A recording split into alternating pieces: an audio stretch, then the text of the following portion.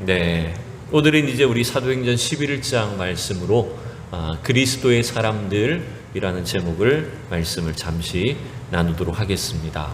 또 원래는 저는 이제 지난주에 재직회를 할 줄 알고 지난주 설교를 짧게 준비했는데 갑자기 또 재직회가 밀려가지고요. 오늘은 또 이게 설교를 또 짧게 해야 되는 굉장히 큰 이제 부담이 저에게 찾아왔습니다. 아무튼 오늘 짧은 시간 말씀일지라도 또 하나님께서 우리에게 각자에게 주시는 그 귀한 은혜와 또 명령들을 함께 누리는 시간이 되면 좋겠습니다. 우리 시간이 없지만 요절 암송은 하고 넘어갑시다. 시간이 없지만 요절은 외우고 넘어갑시다. 우리 디모데후서 1장 7절 다 같이 이제는 눈 감고도 이제 외우셔야 됩니다. 자, 시작. 하나님이 우리에게 주신 것은 두려워하는 마음이 아니요 오직 능력과 사랑과 절제하는 마음이니. 자, 그 다음에 사도행전 1장 8절입니다. 시작. 오직 성령이 너희에게 임하시면 너희가 권능을 받고 예루살렘과 온 유대와 사마리아와 땅끝까지 이르러 내 증인이 되리라 하시니라. 아멘. 여러분, 사도행전은 정확하게 방금 읽은 우리가 1장 8절 말씀처럼 예루살렘에서 시작된 복음이 이제 유대 지역을 넘어서 사마리아와 그리고 그 주변 지역 땅끝까지 전파되는 그런 과정을 보여주는 게 이 사도행전의 역사예요. 그런데 여러분, 이게 참 놀라운 것은 이 복음의 확장은 성령님이 일하시는 역사였고 또한 성령 충만을 받은 증인들, 제자들을 통한 역사였다라고 하는 것입니다. 근데 그 과정 속에서는요, 특별히 아무 문제가 없고 평탄한 시대에 복음이 확장되는 게 아니라 도리어 고난과 박해가 가득하고 많은 성도들이 핍박을 받는 그런 형편 속에서 이 복음이 땅끝까지 확장되도록 주님이 하셨다라고 하는 것입니다. 여러분, 그래서 어쩌면 우리의 삶 속에 오늘 어떤 고난이 있거나 내가 예수 믿는 것 때문에 여러 가지 시련이 다가오기도 하고 또 알게 모르게 여러 가지 박해와 손해를 경험하게 된다면 여러분, 그 일은 하나님이 우리를 사용하셔서 복음이 전파되도록 하신다라고 하는 그 믿음을 가지시기를 바랍니다. 여러분, 믿습니까? 여러분, 우리는 이 신앙을 가져야 되는 겁니다. 자, 오늘 이 본문 사도행전 11장 후반부의 말씀은 특별히 안디옥 교회에 대한 정보들을 우리에게 들려주고 있어요. 안디옥 교회가 어떤 교회인지를 우리에게 소개를 시켜주고 있는데 그 내용은 여러분 뭐냐면 이 안디옥 교회 자체가 박해를 통해서 세워진 교회라는 거죠. 19절만 읽어봅시다. 19절만 시작. 그때 스데반의 일로 일어난 환란으로 말미암아 흩어진 자들이 베니게와 구브로와 안디옥까지 이르러 유대인에게만 말씀을 전하는데, 여러분, 사도행전 6장에서 스데반 집사님이 순교를 당하죠. 돌에 맞아 죽는 일이 일어납니다. 근데 엄청난 박해였어요. 근데 그 박해 때문에 초대교회의 많은 신자들은 흩어질 수밖에 없었습니다. 박해를 피해서 다른 지역으로 흩어질 수밖에 없었는데 그 흩어짐이 어떻게 보면 이 안디옥 교회가 세워지는 계기가 되었다라고 하는 걸 여러분 볼 수가 있습니다. 여러분, 사탄의 전략은 여러분 박해를 하면 교회가 무너질 거라 생각했어요. 근데 사실은 그게 아니었죠. 박해는 도리어 이 복음의 생명력이 무엇인가를 드러나게 합니다. 그래서 오늘날은요, 어떻게 보면 이 사탄의 전략은 이런 것 같아요. 아무 고난을 주지 않는 겁니다. 그냥 내버려 두는 겁니다. 우리에게 아무 고난이 없으면 여러분 편하니까 좋으리라고 생각 들지만 신앙적으로 보면 이게 오히려 고난이에요. 마이너스예요. 차라리 고난이 있으면 그 고난 속에서 믿음을 막 붙잡고 씨름하고 기도하게 되는데 우리가 고난이 없으니까 어떻게 됩니까? 별로 기도를 안 하는 겁니다. 그냥 대충 설렁설렁 이렇게 신앙생활하는 거예요. 그게 여러분 사탄의 전략인 것 같아요. 또 하나 여러분, 이 안디옥 교회에 대한 이 정보들이 있는데 그것은 뭐냐면 바나바와 사울이라고 하는 인물을 통해서 이 안디옥 교회가 양육되고 세워졌다는 것입니다. 그 내용을 우리에게 가르쳐주죠. 예루살렘 교회에서 파견한 바나바와 그리고 그 스데반 집사님을 죽이는데 앞장섰던 이 사울이라는 청년이 사실은 주님께 돌아옴으로 인해서 이 안디옥 교회가 세워지는 놀라운 계기가 됐다는 거죠. 참 이게 얼마나 절묘한 일입니까, 여러분? 그죠? 박해를 당했던 성도와 박해를 주도했던 사울이 팀이 되어가지고 안디옥 교회를 세워갔잖아요. 참 이게 놀라운 겁니다. 그래서 우리는 이런 마음도 가져야 돼요. 여러분 속에, 여러분 가정에, 가족들이나 주변에 여러분을 막 핍박하는 사람이 있거든. 하나님이 저 사람을 바꾸어서 어떻게 크게 쓰실까? 여러분 그 믿음을 가지시기 바랍니다. 지금은 박해하는 자이지만, 지금은 복음을 방해하는 것처럼 보이지만 하나님이 저 영혼을 바꾸시면, 사울처럼 바꿔주시면 하나님의 교회를 위한 정말 귀한 일꾼이 되게 하실 수 있다. 여러분 믿습니까? 여러분 이 믿음과 기대를 우리는 가져야 되는 거예요. 자, 또 하나 우리가 중요한 이제 이 오늘 주제는 뭐냐면 이 안디옥 교회에서 비로소 어떤 이름이 사용됐다는 겁니까? 뭐라고 부르게 됐다고요? 예수 믿는 사람들을 26절 후반 죄송합니다. 후반절을 띄워야 되는데 뭐라고 부르게 됐다고요? 비로소 그리스도인이라 일컬음을 받게 되었다. 여러분 이게 오늘 좀 중요한 겁니다. 자, 여러분 이 제자들이 안디옥에서 비로소 그리스도인이라고 하는 호칭을 부여받게 됐다는 겁니다. 여러분 이걸 생각해 보십시오. 그리스도인이란 말을 믿는 사람들끼리 불렀다는 말일까요? 믿지 않는 사람들이 교회 다닌 사람 보고 이렇게 불렀다는 말일까요? 그렇죠. 믿지 않는 사람들이 교회 다니는 사람, 예수 믿는 사람을 그때부터 그리스도인이라고 하는 이름으로 부르게 됐다는 거예요. 이건 여러분 부정적인 의미일 수도 있고 긍정적인 의미일 수도 있습니다. 부정적인 뉘앙스는 이런 거겠죠. 오늘날도 우리 한국에서도 예수 믿는 사람들 약간 낮추어서 뭐라고 부를까요? 아이고 저 예수쟁이 오늘도 교회 간다 이러잖아요. 뭔가 좀 부정적으로 묘사하는 그런 의미도 있어요. 근데 여러분 이 안디옥 교회 성도들은 아마 부정적인 뉘앙스만은 아니었을 것 같아요. 뭔가 저 사람들은 뭔가 다른 사람이야. 저 예수쟁이들 좀 이상해. 뭔가 우리랑은 달라. 이런 느낌으로 불렀을 것 같아요. 자, 이 그리스도인이라고 하는 이 표현은 잘 보면 이런 의미가 들어있습니다. 헬라 원어로 하면 크리스트이아노이 이렇게 부르게 되는데 이제 이게 우리말로 이제 그리스도인이라고 붙인 거예요. 근데 여러분 이 그리스도인이라고 하는 말 속에는 이런 세 가지의 의미가 다 들어있어요. 무슨 류, 이제 우리말로 표현했을 때 무슨 당, 무슨 족. 여러분 어떤 부류를, 어떤 집단을 표현할 때 무슨 류, 무슨 당, 무슨 족 이렇게 부르게 되잖아요. 근데 여러분 각각의 의미가 있습니다. 무슨 류라고 부르게 되면 이게 무슨 말일까요? 그 사람과 같은 속성을 가진 사람이다. 이런 의미죠. 무슨 당 하면 이게 집단적인 의미잖아요. 그 사람과 뜻과 목적을 같이 하는 부류의 사람이다. 또 무슨 족 하면은요, 그 사람에게 속한 사람들이다. 여러분 결국 그리스도인이라고 하는 이 단어 속에는 이 세 가지의 의미들이 다 들어있는 겁니다. 무슨 말입니까? 우리가 그리스도인이라고 하면 무슨 뜻일까요? 우리는 그리스도와 같은 속성을 가진 사람이고 또 그리스도 당 하진 않지만 그 당이라고 이름이 붙이는 것처럼 우리가 그리스도인 하면 무슨 뜻이 될까요?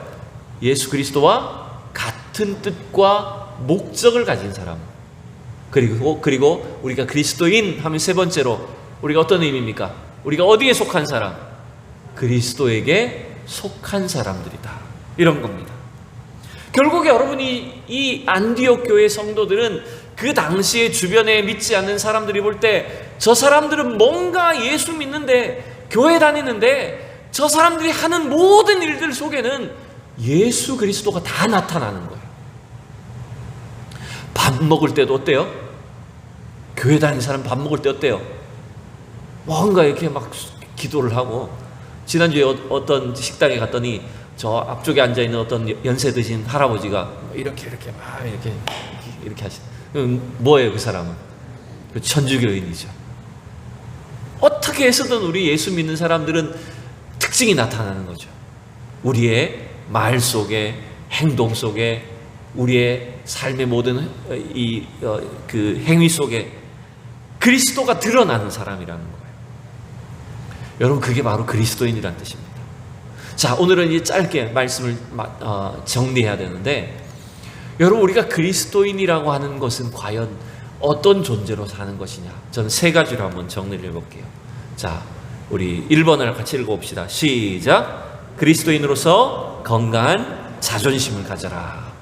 여러분, 우리가 그리스도의 사람들로 이 땅을 산다는 것은 그리스도인으로서의 자존감을 우리가 가지고 살아야 된다는 거예요. 여러분, 우리가 뭔가 대단한 사람이야, 잘난 사람이야, 이래서 우리가 자존심이 있다는 게 아니에요. 우리가 참으로 부족하고 보잘것없는 무명의 사람들이고 이름 없는 존재들이고 이방인임에도 불구하고 우리를 복음 안에서 구원해 주셨잖아요. 그러니 여러분, 하나님이 세상 사람들은 우리를 모른다고 할지라도 하나님은 우리를 어떻게 보실까요? 우리를 다 알고 계시는 것입니다. 여러분, 찬양의 가사처럼 내 이름 아시는 주님, 내 모든 생각도, 내 모든 과거와 현재와 미래도 주관하시는 분, 그분이 나를 아신다는 거예요. 여러분, 믿습니까? 여러분, 하나님이 여러분을 알고 계세요. 여러분의 일생을 다 책임져 주시고 불러주셨어요. 그래서 그 은혜 때문에 여러분 자존감을 가지셔야 됩니다. 여러분, 이 안디옥 교회 이 성도들이 참 대단한 것이 뭔지 압니까? 이들은 어쩌면 바울이나 사울 외에는 오늘 이름이 드러나지 않아요. 오늘 다시 한번 본문을 보면 어떻습니까? 스데반의 일로 흩어진 사람들, 이름이 없어요. 그냥 베니게와 구브로와 안디옥까지 이르러서 유대인에게 말씀을 전파했는데, 그 다음에는 어떻습니까? 구브로와 구레네 몇 사람은요, 이름이 아닙니다. 출신을 말하는 거예요. 이 사람들이 누구한테도 복음을 전합니까? 헬라인에게도 복음을 전했어요. 그랬는데 어떤 놀라운 일이 생깁니까? 주의 손이 그들과 함께하며 수많은 사람들이 믿고 죽게 돌아왔다. 여러분, 결국 안디옥 교회가 세워진 것은 이름 있는 제자들, 베드로나 어떤 유명한 사람이나 인기 있는 강사에 의해서 세워진 게 아닙니다. 이름 없는 성도들에 의해서 안디옥 교회가 세워진 겁니다. 여러분, 그래서 우리는 이러한 자존감을 가져야 돼요.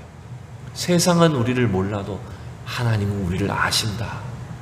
여러분, 교회가 세워지는 것은요, 복음이 전파되는 것은 우리 무명의 용사들과 같은 한 사람 한 사람 그 무명의 성도들의 헌신과 믿음을 통해서 여러분 이 땅에 교회가 세워지고 하나님 나라가 확장되는 것입니다. 여러분, 믿습니까?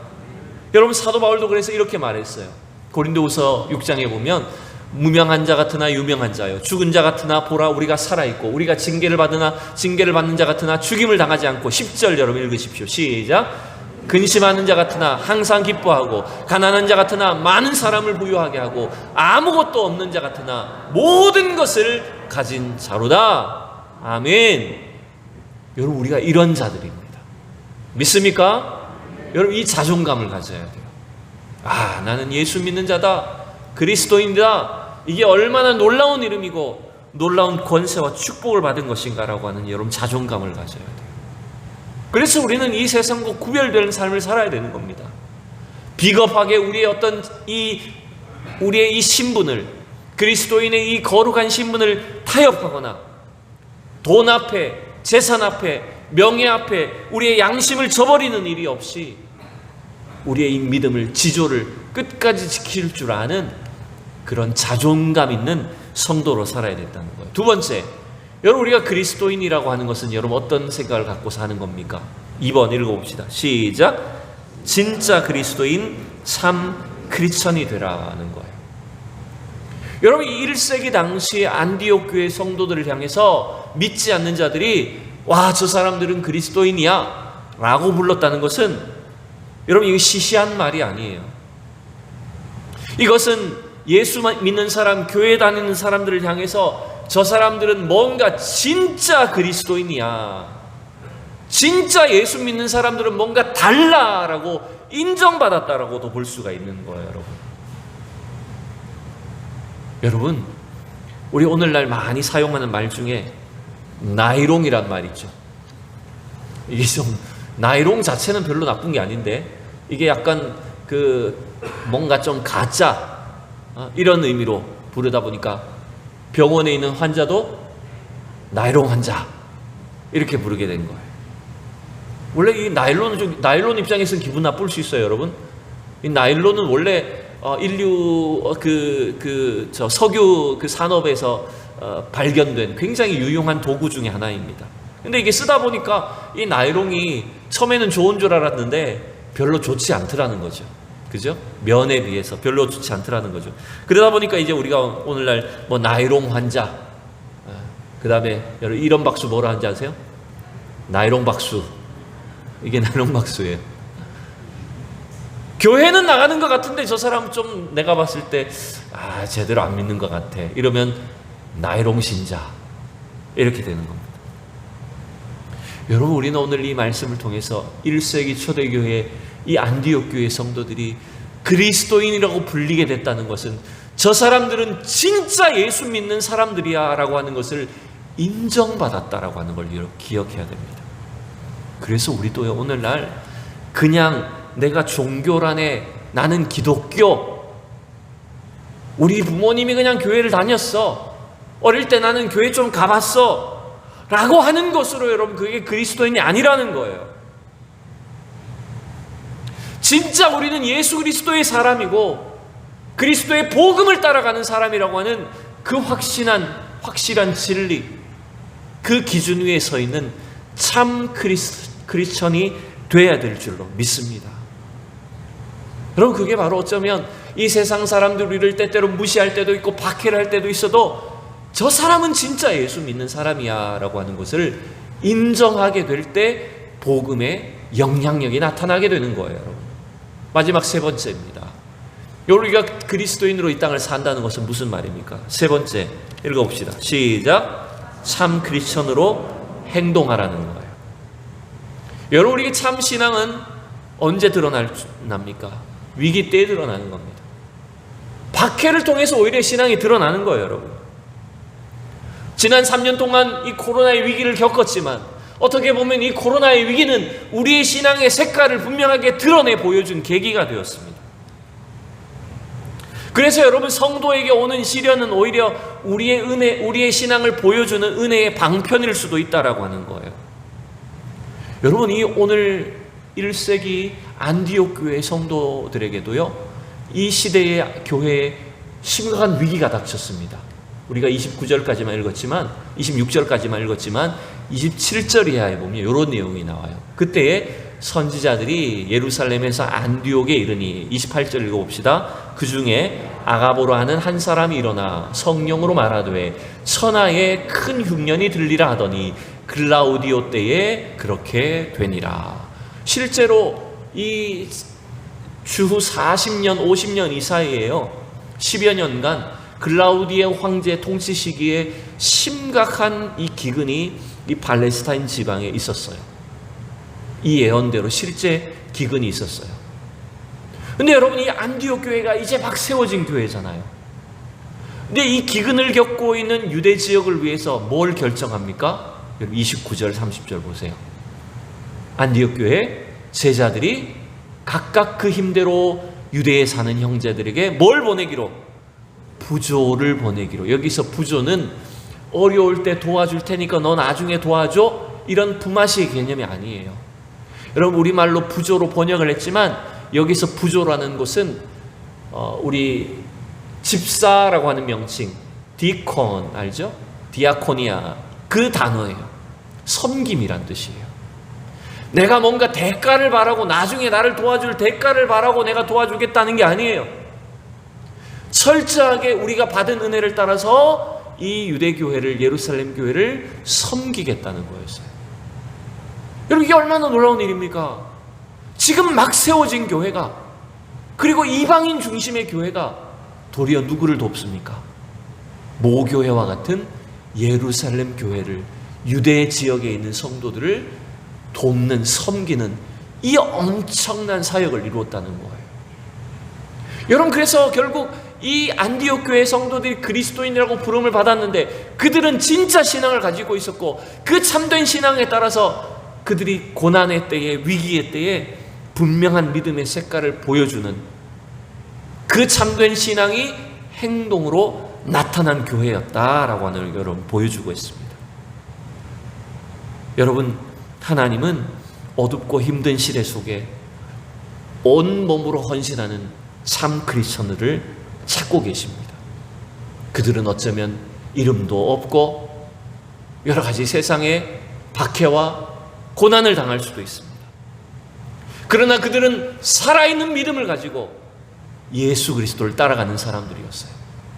여러분, 그 신앙 때문에 복음이 지금 우리에게까지 전파가 되었고 우리 교회가 이 땅 위에 세워져 있는 것입니다. 여러분, 하나님 오늘도 참 크리스천 된 우리 성도들을 찾고 계십니다. 우리를 뭐라고 불러주신다고요? 우리를 뭐라고 부르게 됐다고요? 그리스도인이라고요. 우리는 그리스도의 사람으로, 그리스도의 사람들로, 그리스도께 속한 존재들로 부름을 받게 됐어요. 여러분, 우리가 부름받은 이 신분과 자존감과 그 모든 우리의 신분에 걸맞는 삶을 통해서 하나님 앞에 영광을 돌리고 이 시대 속에서도 예수 그리스도의 놀라운 복음을 온 세상 땅끝까지 증거하는 귀한 주님의 일꾼들이 다 될 수 있기를 진심으로 축복합니다. 기도하겠습니다. 살아계신 하나님 은혜를 감사합니다. 오늘도 이 시간 안디옥 교회 성도들과 같이 그리스도인이라고 부름받고 구별된 하나님의 백성으로 이 땅, 오늘도 우리가 이 땅을 살게 하신 것을 참으로 감사합니다. 우리는 온전히 그리스도의 사람들로, 예수 그리스도께 속한 주의 백성들로서 그 신분에 걸맞는 삶을 살게 하시고 하나님의 복음과 그 영광을 위하여 충성하는 쓰임받는 우리 성도들과 우리 교회가 되게 하여 주시옵소서. 감사드리며 예수 그리스도의 이름으로 기도드립니다. 아멘.